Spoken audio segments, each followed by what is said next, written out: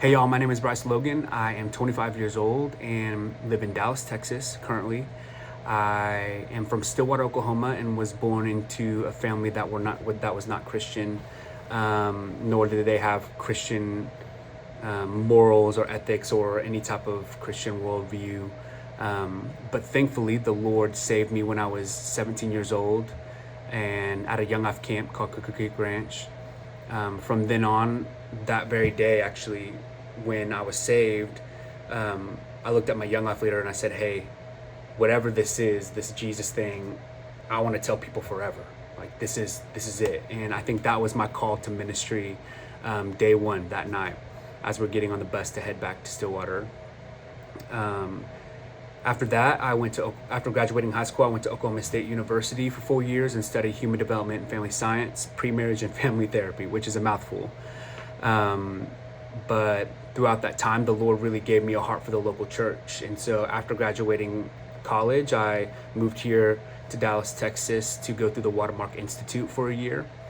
And COVID happened, which we all know, and I ended up staying here in Dallas and thankfully, by the grace of God, went on staff with Watermark Community Church on the regeneration team, and have been there for the past 2.5 years. And throughout that time, it was pretty difficult. There was a lot of transition in our church from leadership down, and so on a team of 6, three of them being full-time male staff members, 2 of them rolled out, including the director. And I was left on the team to really try to field and to do the work of the ministry as best as I could, being so young in the ministry, about 4 to 5 months into my first full-time pastoral ministry job. And so a lot of difficulty happened throughout the past couple of years, and burnout, which eventually led me to rolling off of staff November 1st of this past year. And since then, I've been really just trying to recuperate and rest with the Lord. In terms of seminary, I know that seminary had always been a desire of mine. I love to learn. I love understanding theology and philosophy. And so that's what really led me to Southern Seminary. And I respect this institution a lot, and I'm thankful for what they've done and they continue to do. My experience with church history really is not much. I've always been interested in it. I've been interested in intellectual history, like why do we in 2023 think the way that we do as Christians, and how does the world think? How do we get here? And I think that just as I've been reading so far in our class, it's been amazing seeing the early church, seeing the apostolic fathers and how they really fought for the doctrine of Christ and who he was.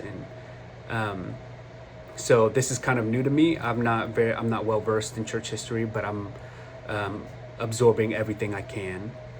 In terms of prayer requests, I would say just prayer for my spiritual walk with the Lord, and abiding in him and walking alongside him, walking in the Spirit.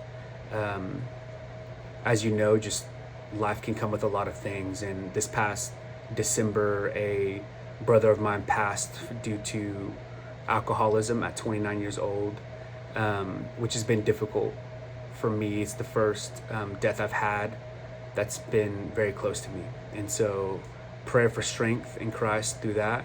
And then also just salvation for my brother Kobe and my sister Grace.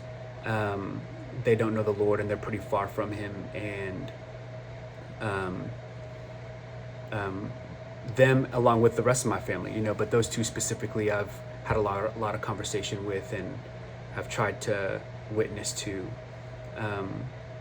So yes. And then my uncle, I just found out on Sunday, has diabetes and has to go on dialysis. And so there's a lot going on in this time when I'm trying to rest, and just could use encouragement and prayer and strength in Christ. So thank y'all. I'm excited to continue to learn with you guys, and look forward to seeing the way that the Lord has used men and women before us to continue to bring glory to His name. So